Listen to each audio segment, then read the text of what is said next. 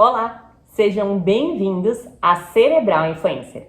Ajudar ao próximo, sem dúvida, é fundamental. Muito embora, sem hipocrisia, digamos que o verbo colaborar cada vez mais vem aceleradamente tornando-se impopular em nosso paradigma vigente.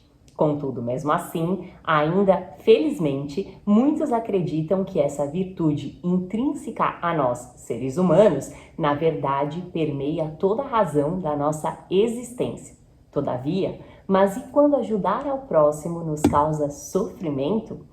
Fato é que, rotineiramente, quando tentamos ajudar alguém e devido às nossas próprias limitações ou até mesmo à resistência do outro em aceitar o auxílio e acabamos não conseguindo, isso, dentre outras coisas, provoca-nos um enorme sentimento de desconforto e frustração, uma vez que o nosso ego, em hipótese alguma, aceita o fracasso que, entretanto, às vezes pode não ser nosso.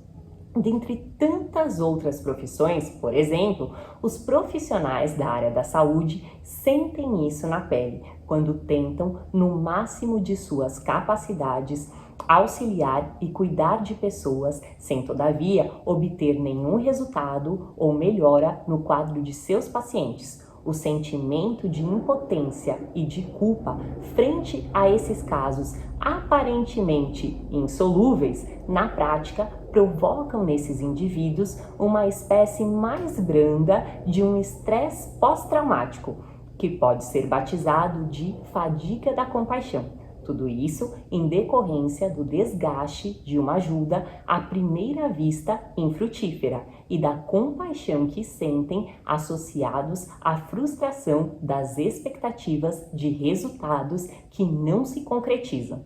Verdadeiramente, presenciar o sofrimento dos outros sem omissão e sem conseguir, entretanto, pelo menos amenizá-los, pode manifestar-se fisicamente sob a forma de ansiedade, depressão, enxaquecas, crises de asma, sudorese e palpitações, condições derivantes do custo de lidar com o sofrimento alheio. Nesse aspecto, é bem comum que indivíduos no papel de cuidadores, sobretudo, desconsiderem e ignorem o seu próprio sofrimento, o que de fato é um erro, uma vez que falar abertamente a respeito das nossas próprias dores pode ser muito importante e libertador. Além disso, não podemos nos culpar quando a nossa ajuda não dá conta de resolver com eficiência, quer seja a saúde ou até mesmo os problemas dos outros. Faça a sua parte, independente dos resultados. Nunca teremos o comando sobre as situações, mas podemos e devemos fazer da melhor forma possível aquilo que nos cabe. A fadiga da compaixão, embora esteja em evidência, pode ser elaborada com o autoconhecimento, conhecendo e aceitando os nossos próprios limites e também reconhecendo que pequenos gestos, mesmo que desprovidos de resultados imediatos, são essenciais e sempre farão a diferença no mundo.